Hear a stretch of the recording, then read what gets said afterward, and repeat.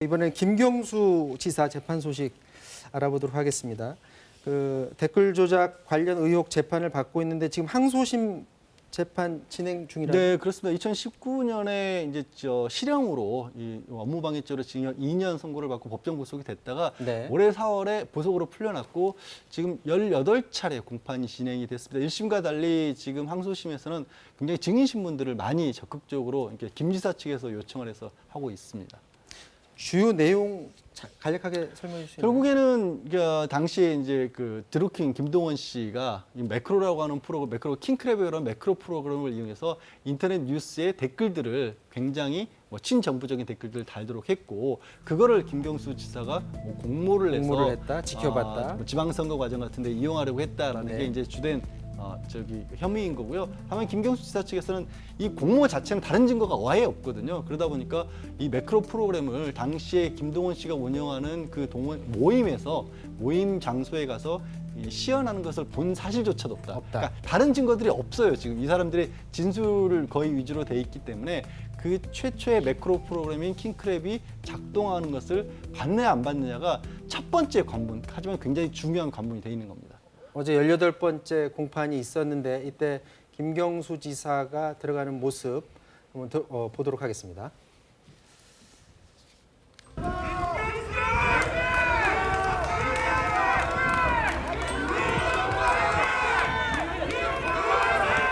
그 16년 11월 9일 당일 행적이 다시 화두가 됐는데 좀 어떤 입장이신지 한 말씀 부탁드립니다. 지난번에도 말씀드렸듯이 그날의 동선상으로는 시연이 있을 수 없다라는 저희들의 문제 제기에 대해 아직까지 특검이 답을 내놓지 않고 있습니다. 특검이 답을 해야 될 차례다라는 점을 다시 한번 말씀드립니다. 오늘 정인신문을 통해서 11월 9일 당시에 여러 가지 상황이 좀 분명히 밝혀지기를 기대합니다. 성실하게 최선을 다해서 진실이 밝혀질 수 있도록 임하도록 하겠습니다.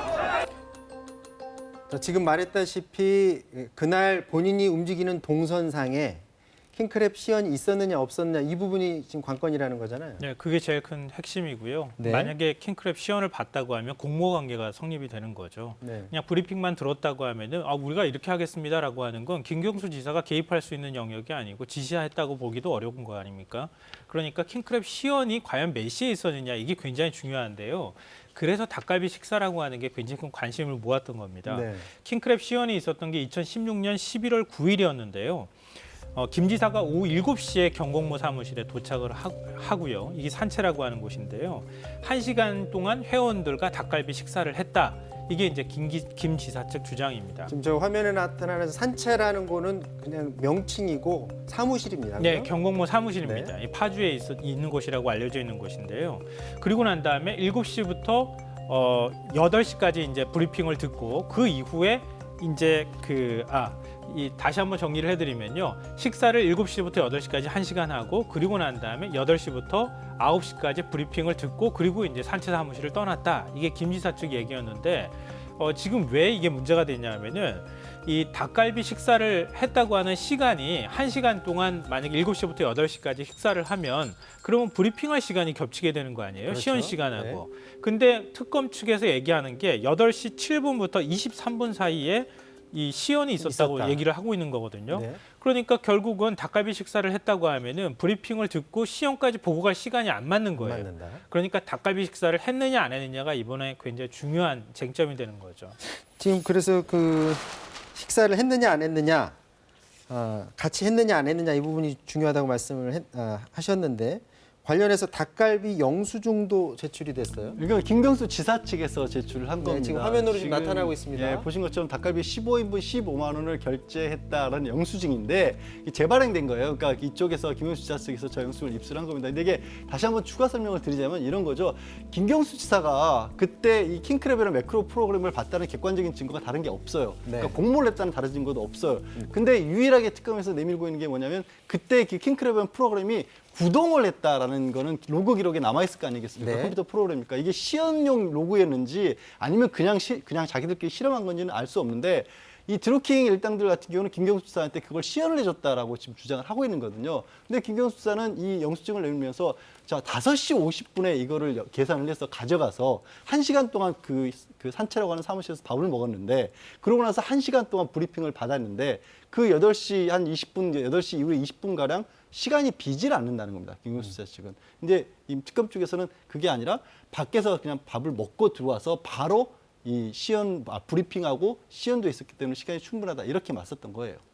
이 닭갈비집 사장은 수사관한테 처음부터 이건 포장했었던 게 맞다 이렇게 말했다고 그러더라고요. 근데 이게 25번 테이블의 비밀이라고 지금 네. 알려져 있는 건데요. 이 이거 좀 쉽게 설명해 주세요. 닭갈비집에는 우리 시청자분들이 닭갈비집이나 식사하러 가면은 식당에는 테이블 숫자가 있잖아요. 네. 그러면 예를 들면 거기에서 띵동하는 벨을 누르거나 이런 거 하는 거 아닙니까? 네. 그럼 몇 번 테이블 이게 뜬다는 거예요. 그러니까 요즘에는 전부 다 카드 계산을 하기 때문에 몇 번 테이블에서 식사를 했는지가 찍히는 겁니다. 지금 이제 영수증을 보니까 25번 테이블에서 식사한 것으로 나와요. 영수증 다시 한번 보여주실래요? 영수증 아까 숫자가 보이더라고요. 지금 보면 제일 테이블, 오른쪽 아래 예, 테이블 25. 25번이라고 써 있죠. 예. 근데 이 닭갈비집에는 2번부터 19번 테이블까지밖에 없다는 겁니다. 그러니까 25번 테이블은 어디서 났느냐 이렇게 물으니까 그 닭갈비집 사장은 보통은 예약 손님이나 포장을 해가는 손님한테 25번 테이블이라고 가상의 테이블을 부여한다 이렇게 얘기를 한 거예요. 네. 근데 그 사실을 특검에다가 얘기를 했음에도 불구하고 특검은 이 사실에 대해서 포장을 했다고 얘기를 들었을 텐데 왜 수사보고서에는 전혀 기재하지 않았느냐.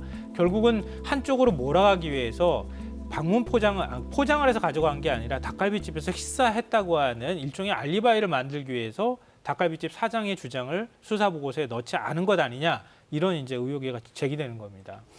지금 이 가게에서 가상의 25번 테이블 저기 숫자로 나오는데 테이블 자체는 또 있다고 하더라고요. 예, 테이블은 있는 게 뭐냐면 우리 닭갈비라고 통칭을 하긴 하는데 흔히들 생각하는 그 냄비 같은데 양념 국물처럼 이렇게 있는 그런 닭갈비가 있고 철판 닭갈비. 네, 지금 화면에 보이는데 그게 철판 닭갈비인 네, 거고 그렇죠. 그게 아니라 이제 석쇠 같은데 구이처럼 하는 닭갈비가 있는데 그 숯불 닭갈비를 하는 데는 25번이라는 게 있다라는 거예요, 테이블이. 네. 그런데 아까 영수증 기억하시면 철판 닭갈비 15인분을 이렇게 포장해 갔다고 나오거든요. 그러니까 네. 철판 닭갈비이기 때문에 25번 테이블에서 먹었을 리는 없는 거죠. 그러니까 그렇죠. 아예 설비 자체가 그렇죠. 다르기 때문에 그리고 이 식당 사장님이 덧붙이는 게 그겁니다.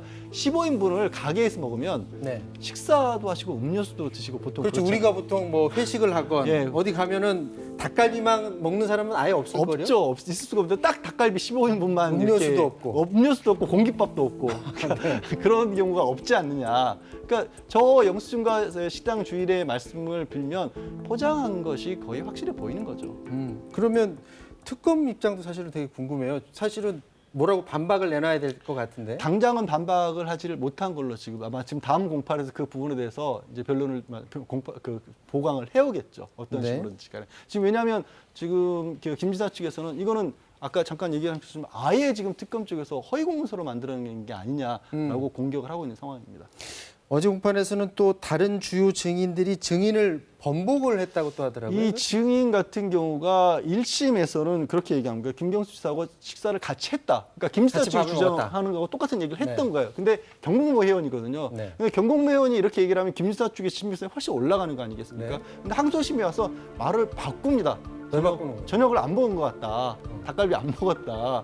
그러면 이거는 이제 특검 쪽의 입장하고 또 입장으로 바뀐 거거든요. 근데 이 증인 같은 경우 참 특이한 게 증인인데 변호인을 선임을 해요.